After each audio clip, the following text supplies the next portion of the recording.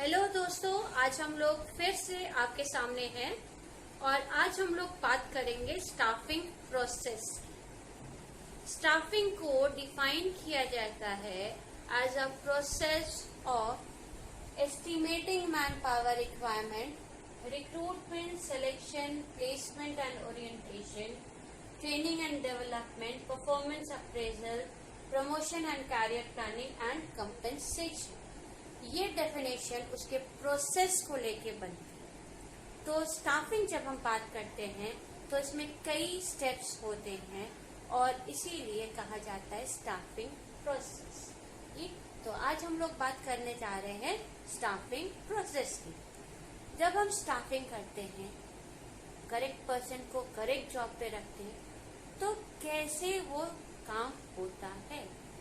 तो first is estimating man power requirement. Estimating man power requirement में हम कितने लोगों को नौकरी पे रखें, किस क्वालिफिकेशन के साथ वालों को रखें, ये डिसाइड किया जाता है।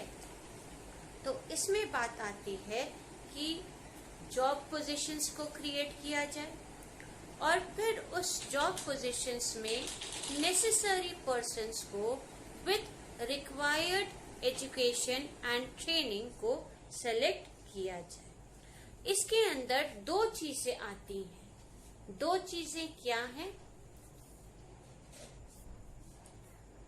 तो वो दो चीजें क्या हैं? एक है वर्क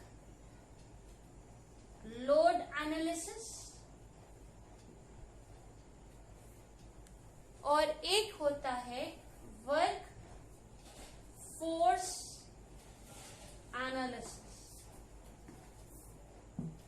ओके, तो सपोज हमने प्लान किया, क्योंकि हम लोग स्कूल से रिलेट करते हैं, तो सपोज हमने प्लान किया कि हम एक स्कूल खोलेंगे, that we are going to start with a school. तो स्कूल खोलने के लिए हमें क्या क्या चाहिए? तो हमें सपोज 10 टीचर्स चाहिए, ठीक, एक म्यूजिक टीचर चाहिए या 2 म्यूजिक टीचर चाहिए,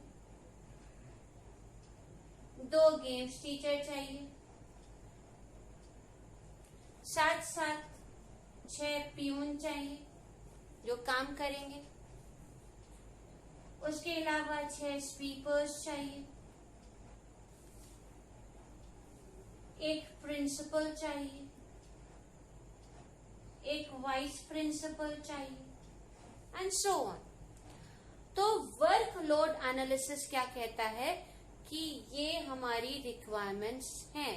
तो वर्क लोड एनालिसिस बताता है कि हमें कितने लोग चाहिए और किस टाइप के लोग चाहिए फॉर परफॉर्मिंग द वर्क। इसे वर्क लोड एनालिसिस कहते हैं। वर्क फोर्स एनालिसिस क्या कहता है? तो ये वर्क फोर्स एनालिसिस कहता है कि इनमें से मेरे पास कितने अवेलेबल हैं। दैट इज 6 टीचर्स हैं, एक म्यूजिक टीचर है, एक गेम्स टीचर है, 4 प्यून है, 4 स्वीपर है, एक प्रिंसिपल है, वाइस प्रिंसिपल नहीं है। तो ये क्या बताया? ये बताता है कितना रिक्वायर्ड है, दैट मीन्स वर्कलोड बताता है कितना रिक्वायर्ड है। वर्कफोर्स बताता है कितना मैन पावर आपके पास अवेलेबल है, किस डिग्री का अवेलेबल है। अब इनका डिफरेंस निकाल के आपको पता चल जाएगा कितने और लोग किस क्वालिफिकेशन के आपको चाहिए। So this is the first step, estimating manpower requirement. This consists of 2 things, workload analysis and workforce analysis. Okay. Now next step comes up is recruitment.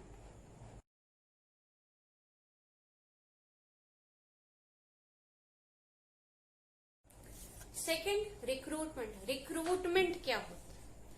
Recruitment basically एक तरह का इनविटेशन होता है। ऑर्गेनाइजेशन एक invitation देती है workers को कि आइए और मेरे लिए काम कीजिए, आके मेरी ऑर्गेनाइजेशन को ज्वाइन करिए, that is known as recruitment. So recruitment क्योंकि बहुत लोगों को बुलाता है, इसको पॉजिटिव स्टेप भी कहा जाता है। रिक्रूटमेंट कई तरह से हो सकता है, जिसको हम लोग बाद में फर्दर डील करेंगे। एडवर्टाइजमेंट दे के, न्यूज़पेपर में वैकेंसीज लगा के, पोस्टर्स लगा के, किसी तरह से भी रिक्रूटमेंट होता है। So that was the second step, inviting people to come and join the organization, that is recruitment. तो रिक्रूटमेंट हमने पढ़ लिया। देन थर्ड आता है सिलेक्शन। रिक्रूटमेंट में तो इनविटेशन दे दी गई, आओ सब आओ, सारे लोगों को बुला लिया, आओ आओ। सिलेक्शन क्या करता है, इनमें से छांटता है। क्या करता है, छांटता है। किसको, बेस्ट पर्सन जो उसको चाहिए उसके काम करने के लिए। तो from a pool of people it selects a few. किसके बेसिस पे, on the basis of application, on the basis of qualification, on the basis of their talent and skills. तो क्योंकि रिक्रूटमेंट पॉजिटिव स्टेप होता है, ढेर सारे लोगों को बुलाता है, सिलेक्शन जस्ट उसका उल्टा हुआ, नेगेटिव हो गया, क्योंकि बहुत से में से कुछ को ही सेलेक्ट करता है। एक पूल ऑफ पीपल में से it selects only a few persons. और सिलेक्शन के अपने कई स्टेप्स हैं जो हम लोग बाद में डील करेंगे। देन नेक्स्ट आता है number third, placement and orientation.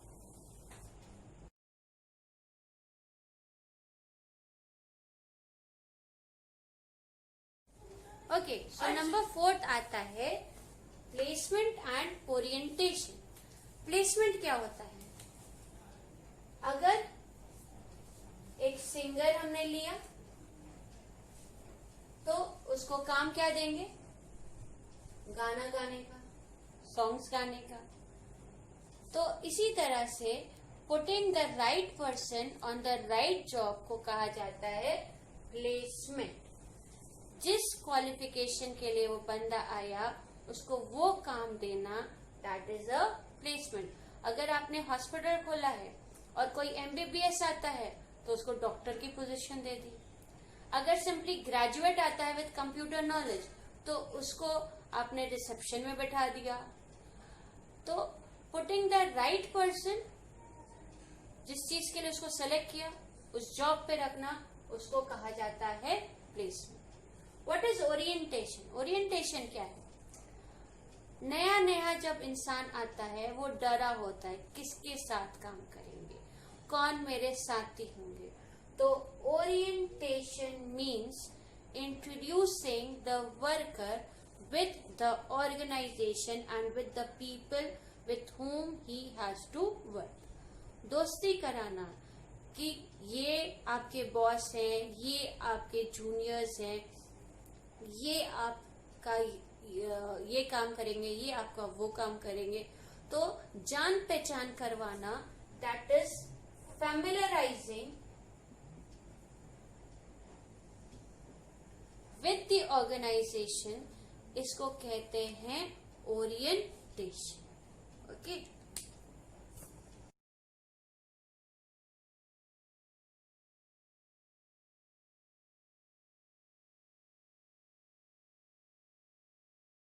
Next आता है training and development, that is the fifth step. Training का मतलब जो थ्योरी पढ़ के आया उसको प्रैक्टिकल नॉलेज देना, कि वो काम बहुत अच्छे ढंग से करे, एफिशिएंटली करे, उसको कहा जाता है ट्रेनिंग। और उसकी क्वालिफिकेशन को इनहांस करना, उसके वर्क पोटेंशियल को इनहांस करना, उसको कहा जाता है डेवलपमेंट। ये कैसे हो सकता है? उसकी कैरियर प्लानिंग करके।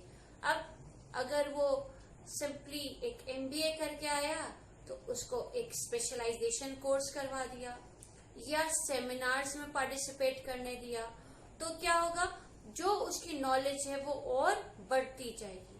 सो that is training and development. इसके बाद आता है number 6, that is performance appraisal.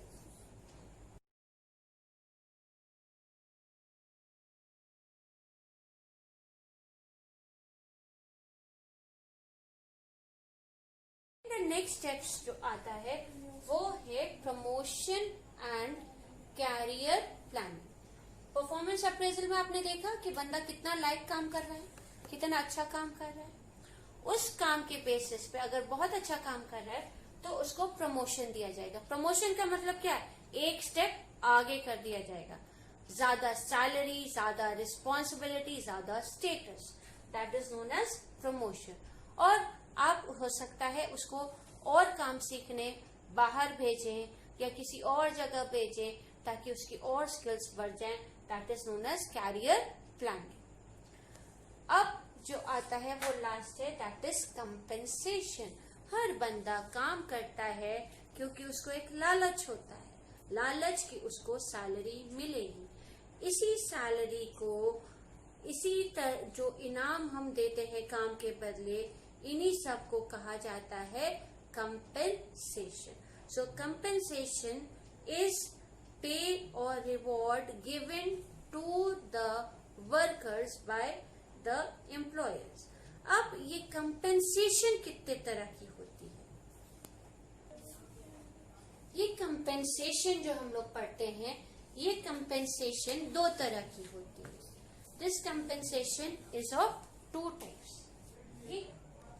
Compensation that is payment और रिवॉर्ड जो वर्कर को देते हैं, ये 2 तरह का होता है. एक होता है डायरेक्ट, एक होता है इनडायरेक्ट. ठीक, अगर आप पेमेंट में दे रहे हैं यानी कैश दे रहे हैं, पैसा दे रहे हैं, तो वो डायरेक्ट. अगर आप पैसा नहीं देके पैसे के वर्थ का कुछ दे रहे हैं, दैट इज इनडायरेक्ट. तो डायरेक्ट मतलब सैलरी, वेजेस, बोनस, डीए, वो सब डायरेक्ट. इनडायरेक्ट मतलब स्कूल फीस बच्चे की दे दी, तो अगर ऑर्गेनाइजेशन नहीं देती तो आपको देना पड़ता. Second, medical claim. जब आप बीमार पड़े, आपकी बीमारी का पूरा खर्च ऑर्गेनाइजेशन ने दे दिया, नहीं देते तो आपको खर्च करना पड़ता. तो यहाँ पैसा नहीं देके पैसा की वर्थ का कुछ दे रहा है, तो उसको कहते हैं इनडायरेक्ट कंपेंसेशन. अब डायरेक्ट कंपेंसेशन 2 तरह की होती है. डायरेक्ट कंपेंसेशन 2 तरह की होती है. एक होती है टाइम बाउंड, ठीक है, और एक होती है परफॉर्मेंस बाउंड.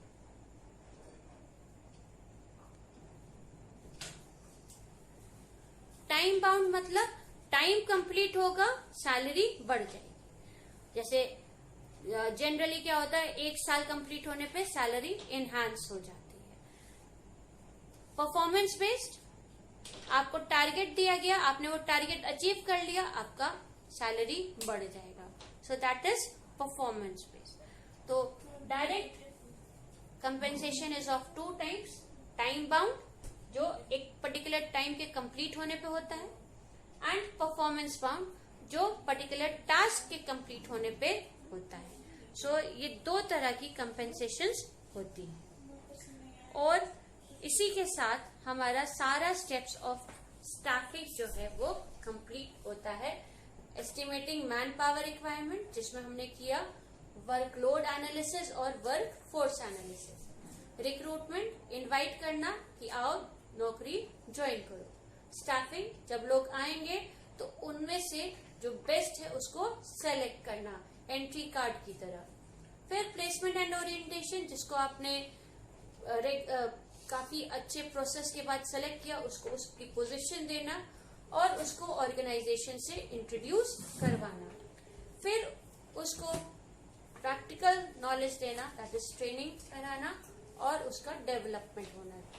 उसके बाद उसके परफॉर्मेंस को कि वो कैसा काम कर रहा है उसको इवेल्युएट करना, तो परफॉर्मेंस अप्रेजल। उसके बाद वो आगे और बढ़े, उसका स्टेटस बढ़े, उसकी सैलरी बढ़े, उसकी रिस्पॉन्सिबिलिटी बढ़े, that is promotion and career planning. And last is compensation, जो हम लोग ने बात की कि दो तरह की होती है, डायरेक्ट एंड इनडायरेक्ट। अगर डायरेक्टली पैसा देते हैं तो डायरेक्ट, अगर पैसा नहीं देके पैसे की वर्थ का कुछ देते हैं तो इनडायरेक्ट। डायरेक्ट कंपेंसेशन दो तरह की, टाइम बाउंड और परफॉर्मेंस बाउंड। जो सपोज 1 साल के कंप्लीट होने पे हो रही है तो टाइम बाउंड, और अगर टारगेट मिला और उस टारगेट के कंप्लीट होने के बाद हो रही है तो that is known as performance bound. See you in the next class.